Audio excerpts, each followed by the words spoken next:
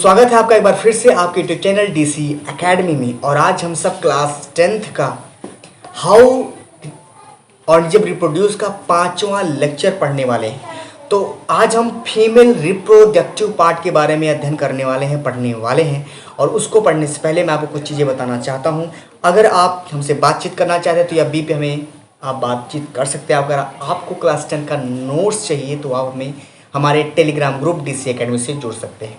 और अगर आपको हमसे और कोई क्वेरी है, क्वेश्चन पूछना चाहते हैं तो आप हमें इंस्टा पे फॉलो कर सकते हैं। तो अगर मैं बोलूँगा फीमेल रिप्रोडक्टिव सिस्टम के बारे में, तो आज हम फीमेल का रिप्रोडक्टिव सिस्टम पढ़ेंगे। ठीक है, तो देखिए इस फीमेल रिप्रोडक्टिव सिस्टम में हमें मेन क्या पढ़ना है। यहाँ देखिए लिखा है वजाइना, और ये वजाइना को हम बर्थ कैनाल भी बोलते हैं। ये वजाइना है। और इसके बाद यूपर जाएंगे तो मिलेगा सर्विक्स। सर्विक्स एक ट्यूब जैसे स्ट्रक्चर होता है जो वजाइना को यूट्रस से जोड़ता है। उसके बाद आता है ये देखिए, ये यूट्रस है पूरा।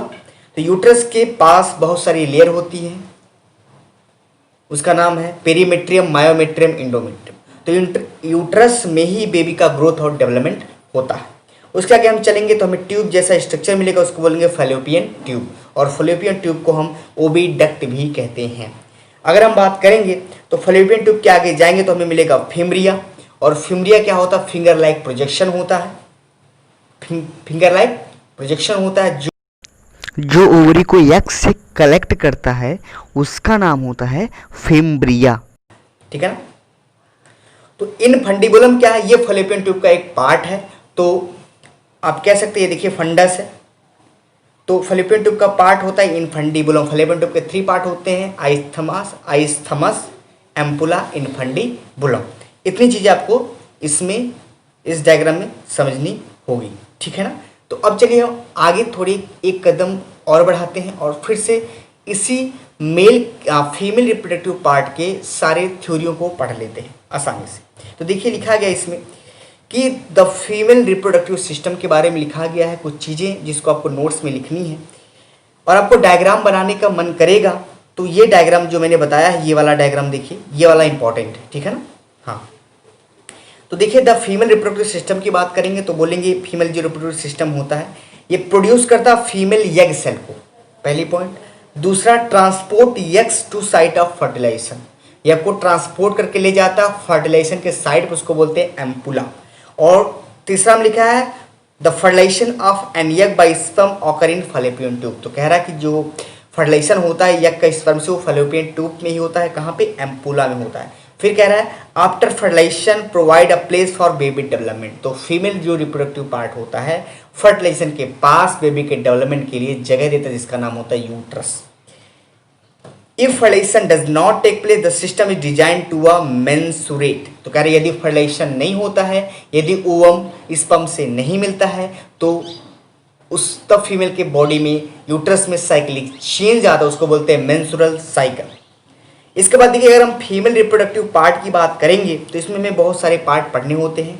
हमें इसमें मिलता है ओवरी, 1 पेयर ओवरी मिलता है, 1 पेयर ओविडक्ट मिलता है, उसमें यूट्रस मिलता है, सर्विक्स मिलता है, वजाइना मिलता है, और एक्सटर्नल जेनिटलिया हमें पल्विक रीजन में मिलता है, जिसको बोलते हैं वल्वा। क्या बोलते हैं? वल्वा। इतनी चीज़ें हमें पढ़नी होती है। चलिए आगे हम समझने की और कोशिश करते हैं। तो एक बार मैं आपको बता देता हूँ फीमेल रिप्रोडक्टिव सिस्टम के बारे में, एक बार और देख लीजिए। ये देखिए वजाइना है, ये सर्विक्स है जो वजाइना को यूट्रस से जोड़ता है। उसके बाद यूट्रस आता है, यूट्रस में बेबी का ग्रोथ और डेवलपमेंट होता है। उसके बाद जो ये देखिए ओवरी है, व्हाइट कलर का ओवरी है, इससे कौन जुड़ा होता है? फिम्ब्रिया। तो ओवरी में क्या बनता है? एग बनता है, वहीं से एग रिलीज होकर फिम्ब्रिया से निकलता है। उसके बाद फैलोपियन ट्यूब में आता है, फैलोपियन ट्यूब से कहाँ आएगा? यूट्रस में, यूट्रस के रास्ते वहाँ पे उसका ग्रोथ और डेवलपमेंट हो जाता है। लेकिन स्पर्म और ओवम का मिलन फैलोपियन ट्यूब में ही होता है, इस बात को आप याद रखेंगे। चलिए थोड़ा सा और आगे चलते हैं। तो हमने क्या क्या पढ़ा? तो ओवरी का देखिए फंक्शन मैंने लिखा है, ovary produce egg and produce hormone estrogen and progesterone. तो जो ओवरी होती है वो एग भी रिलीज करती है और 2 हार्मोन भी छोड़ती है, उसका नाम क्या है? एस्ट्रोजन और प्रोजेस्टेरोन। ठीक है ना। उसके बाद फैलोपियन ट्यूब की बात करेंगे तो फैलोपियन ट्यूब का नाम होता है ओविडक्ट। ये क्या करता है? ये कैच करता है एग को फ्रॉम ओवरी से और transport it to fertilization site. तो जो फैलोपियन ट्यूब होता है या ओविडक्ट होता है, एक तरह का ट्यूब स्ट्रक्चर है जो फैलोपियन ट्यूब का एक ये फीमेल रिप्रोडक्टिव सिस्टम का एक पार्ट है। इसका दो काम होता है, ये यज्ञ को ओवरी से कैच करता है और फर्टिलाइजेशन साइट को उपलब्ध कराता है। कौन? Fallopian tube. यूट्रस की बात करेंगे, ये एक साइट है इम्प्लांटेशन का, जिसमें जो ब्लास्टोसिस्ट होता है अटैच होता है यूट्रस में, बच्चा अटैच होता है और इसमें एम्ब्रियो डेवलपमेंट होता है और वो बहुत सारी लेयर बनाता है और उसकी इंडोमेट्रियम लेयर और ब्लड के टिश्यू एक साथ कनेक्ट होकर बनाते हैं प्लेसेंटा। तो इम्प्लांटेशन के बाद ही प्लेसेंटा बनता है। इन सबको आपको हम अलग अलग पढ़ाएंगे, बताएंगे। वजाइना की बात करेंगे, allow entry of sperm and exist of baby eight A birth. Vagina जो होता है ये फीमेल रिप्रोडक्टिव सिस्टम का एक पार्ट है। इसमें क्या होता है, ये एंट्री है, स्पर्म यहीं से इंटर करता है और यहीं से बच्चा पैदा होता है। तो वजाइना को बर्थ कैनाल भी कहा जाता है। इस बात को आप ज़्यादा याद रखेंगे। समझ में आना? चलिए एक अगला कदम बढ़ाते हैं, एक और नई चीज़ें पढ़ने की कोशिश करते हैं। अब देखिए हमें ओवरी पढ़ना है, क्योंकि फीमेल रिप्रोडक्टिव सिस्टम में ओवरी का बहुत बड़ा रोल होता है। तो अभी ये देखिए डायग्राम बनाया, मैं आपको समझा देता हूँ। देखिए ओवरी में जो यज्ञ होता है ऐसे नहीं बन जाता है। ओवरी में जो यज्ञ होते हैं, फीमेल की एक खास बात होती है, उनके जो यज्ञ होते हैं उनके पैदा होने के बाद बन जाते हैं, उसके बाद यज्ञ उनमें नए बनते नहीं हैं। उनके यज्ञ सिर्फ इमेच्योर फ्लाइकल में पड़े रहते हैं और जब वो मेच्योर हो जाती है तो उनके एक एक यज्ञ पकते हैं और 28 डेज में निकलते रहते हैं। ठीक है ना, ओव्यूलेशन के दौरान। तो हमने इसमें देखिए हम पढ़ाएंगे आपको, यहाँ से स्टार्ट करेंगे। ये देखिए प्रीमोर्डियल फ्लाइकल है, यज्ञ का फॉर्मेशन दे रहा है। तो उसके बाद प्राइमरी फ्लाइकल आएगा, उसके बाद सेकेंडरी फ्लाइकल आएगा, है ना। और ये देखिए फ्लाइकुलर फ्लूइड है। तो हमें इसमें ये बताया गया है कि जो ओवरी होता है, ओवरी के अंदर ही यज्ञ का फॉर्मेशन होता है। तो पहले प्राइमरी, अब इसको आपको नहीं ज़्यादा रटना है क्योंकि ये आपके लिए नहीं है, एक्स्ट्रा है जो मैं बोलूँगा, आपको इसको समझना है। तो इसलिए मैं इसको समझाने की कोशिश आपको कर रहा हूँ, ठीक है ना। तो इस ओवरी में पहले प्राइमरी फ्लाइकल बनता है, उसके बाद सेकेंडरी, उसके बाद टर्सरी, उसके बाद मेच्योर ग्राफियन फ्लाइकल बनता है, ठीक है। और मेच्योर ग्राफियन फ्लाइकल में ही यज्ञ कंप्लीटली बन जाता है। प्राइमरी, सेकेंडरी, टर्सरी फ्लाइकल में यज्ञ कंप्लीटली बना नहीं रहता है, लेकिन जब मेच्योर ग्राफियन फ्लाइकल हो जाता है तब यज्ञ कंप्लीटली बन जाता है। उसके बाद 14 डेज में क्या होता है, ओव्यूलेशन होता है और वहीं से यज्ञ बाहर निकल जाता है, उसी को बोलते हैं ओव्यूलेशन। तो release of secondary oocyte from ovary is known as ovulation. तो मैं आपको ओव्यूलेशन बता रहा हूँ, ओवम का डेवलपमेंट देखिए हो रहा है। उसके बाद जब ओवम मेच्योर ग्राफियन फ्लाइकल से यज्ञ निकल जाता है तो जो भी बचा खुचा पार्ट होता है उसको बोलते हैं कार्पस ल्यूटियम। तो कार्पस ल्यूटियम अगर फर्टिलाइजेशन हो जाता है, अगर स्पर्म ओवम से मिल जाता है, तब कार्पस ल्यूटियम 9 मंथ तक परसिस्ट करता रहता है। अगर नहीं होता फर्टिलाइजेशन स्पर्म का ओवम से तो वो डीजेनरेट होकर कार्पस अल्बिकेंस बना लेता है। मेरे ख्याल से आपको थोड़ा बड़ा समझ में नहीं आया होगा। तो हम बोल सकते हैं कि ये जो ओवरी है इसमें बहुत सारे सीक्वेंस में यज्ञ बनता है। तो पहले प्राइमरी फ्लाइकल बनता है, फिर सेकेंडरी फ्लाइकल, फिर टर्सरी फ्लाइकल, फिर मेच्योर ग्राफियन फ्लाइकल बनता है। मेच्योर ग्राफियन फ्लाइकल में यज्ञ मेच्योर हो जाता है, उसके बाद वहाँ से वो रिलीज हो जाता है बाहर, उसको बोलते हैं ओवुलेशन। और ओवुलेशन के दौरान यज्ञ निकल गया तो बाकी सारा मेच्योर ग्राफियन फ्लाइकल में सब कुछ बच गया। ये देखिए यही स्ट्रक्चर है। तो उसके बाद क्या होगा, जो बचा खुचा पार्ट है, अगर स्पर्म का ओवम से फर्टिलाइजेशन हो गया, यज्ञ से फर्टिलाइजेशन, तो कार्पस ल्यूटियम मेंटेन रहता है, वो प्रेगनेंसी में मदद करता है। अगर नहीं हुआ, स्पर्म ओवम से नहीं मिला, तो कार्पस ल्यूटियम डीजनरेट हो जाता है, कार्पस ल्यूटियम डीजनरेट हो जाता है और वो बनाता है कार्पस एल्बिकेंस। तो degenerated part of the corpus luteum is known as corpus albicans.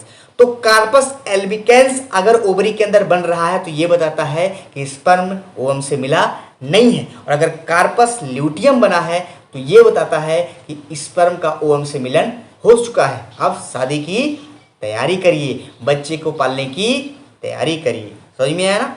Secondary oocyte क्या है, तो इसी ओवम को हम बोलते हैं सेकेंडरी ओसाइट। तो बोल सकते हैं release of secondary oocyte is known as ovulation from a ovary. मेरे ख्याल से आपको समझ में ये आ चुका होगा, ठीक। अब आगे हम चलते हैं एक और नए पावदान की तरफ। तो कह रहे जो फीमेल रिप्रोडक्टिव स्ट्रक्चर होता है या सिस्टम होता है उसमें हार्मोन का बहुत बड़ा रोल होता है। तो देखिए अगर मैं बात करूं GnRH का, तो उसको बोलते हैं गोनेडोट्रोपिन रिलीजिंग हार्मोन। ये हमारे ब्रेन के हाइपोथैलेमस रीजन से निकलता है। और GnRH गोनेडोट्रोपिन रिलीजिंग हार्मोन 2 तरह के हार्मोन को रिलीज करता है, जिसको बोलते हैं LH और FSH। LH का फुल फॉर्म होता है ल्यूटिनाइजिंग हार्मोन, FSH का मतलब होता है फोलाइकल स्टिमुलेटिंग हार्मोन। तो LH जो हार्मोन होता है और FSH जो हार्मोन होते हैं, ये दोनों ओवरी पे एक्ट करते हैं, इसको आदेश देते हैं। क्या आदेश देते हैं कि LH FSH act on the ovary and cause them to produce estrogen and progesterone। तो LH FSH क्या करते हैं, वो एस्ट्रोजन और प्रोगेस्टेरॉन हार्मोन को निकालने में मदद कराते हैं। देखिए इसमें बनाया गया है, ये देखिए हाइपोथैलेमस है, ये रिलीज करा GnRH। तो हमारी एंटीरियर जो पिट्यूटरी होती है, एंटीरियर जो पिट्यूटरी होती है वहाँ से GnRH लगता है। तो हाइपोथैलेमस निकालता है GnRH, गोनेडोट्रोपिन रिलीजिंग हार्मोन, और ये हार्मोन हमारे एंटीरियर पिट्यूटरी ग्लैंड को एक्टिवेट करता है, तो वो निकालता है LH और FSH। LH का फुल फॉर्म होता है ल्यूटिनाइजिंग हार्मोन, FSH का फुल फॉर्म होता है फोलाइकल स्टिमुलेटिंग हार्मोन।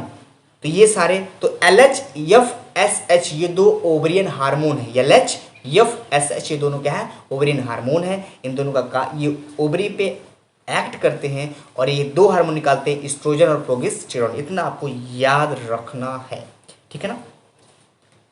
तो मेरे ख्याल से आपको समझ में आ चुका होगा। अब चलते हैं हम, व्हाट इज ओवल्यूशन। ओवल्यूशन क्या होता है, ओवल्यूशन क्या चीज़ है, हमने अभी पता है आपको, तो इस चीज़ को हम समझ लेते हैं। तो हमने कहा कि जब ओवरी के अंदर यज्ञ मैच्योर पूरी तरह से कंप्लीटली बन जाता है, तो क्या होता है, हमारे ओवरी से ओवम रिलीज होता है, ठीक है ना, 14 डेज पे। तो 28 डेज का होता है पूरी साइकिल, तो उसमें आधे में मतलब मिड में ओवल्यूशन होता है। FSH मतलब कि LH हार्मोन के, ल्यूटिनाइजिंग हार्मोन के ज़्यादा बढ़ने के कारण उसे बोलते हैं LH सर्ज। तो मैं सिंपली कह सकता हूँ ओवल्यूशन का मतलब सिंपली होता है कि जब हमारे ओवरी से यज्ञ बाहर निकलने लगता है, मेच्योर ग्राफियन फ्लाइकल से बाहर निकलने, तो उसे बोलते हैं ओव्यूलेशन। ये देखिए बाहर निकल रहा है, इसी को बोलेंगे ओव्यूलेशन। ये देखिए यज्ञ है और ये मेच्योर ग्राफियन फ्लाइकल। तो ओव्यूलेशन क्या होता है, इसका डेफिनेशन पढ़ लेते हैं। डेफिनेशन में देखिए लिखा गया, द रिलीज ऑफ ओवा from ovary at the beginning of day 1 of a female cycle. तो कह रहा फीमेल के साइकिल जब इवेंट होता है और उसमें यज्ञ ओवरी से बाहर निकलने की कोशिश करता है, यज्ञ बोले या सेकेंडरी साइट भी बोला जा सकता है। अगर आपसे पूछे कि ओवरी से जब सेकेंडरी साइट बाहर निकलता है तो उससे क्या बोलते हैं, ओवल्यूशन बोलते हैं। या अगर ओवरी से ओवम निकले या यज्ञ बाहर निकले उससे क्या बोलते हैं, ओव्यूलेशन बोलते हैं। और ओवरी प्रोड्यूस करता है दो हार्मोन को, सेक्स हार्मोन को, इसका नाम है एस्ट्रोजन एंड प्रोगेस्टेरॉन। मेरे ख्याल से आपको अच्छी तरह से समझ में आया होगा। तो आशा करता हूँ कि आपको वीडियो बहुत अच्छी लगी हो, और आप अगर हमारे YouTube चैनल पे नए हो तो हमारे YouTube चैनल को जरूर सब्सक्राइब करें, बेल आइकन को जरूर क्लिक करें, ताकि जब भी हम वीडियो को अपडेट करें तो सबसे पहले आपको नोटिफिकेशन जाए, ठीक है ना। तो हंसते रहिए, मुस्कुराते रहिए और पढ़ते रहिए। और नोट्स को हमारे DC एकेडमी टेलीग्राम ग्रुप में हमेशा पढ़ता है नोट्स, जितना मैं पढ़ाता हूँ उतना तुम उसमें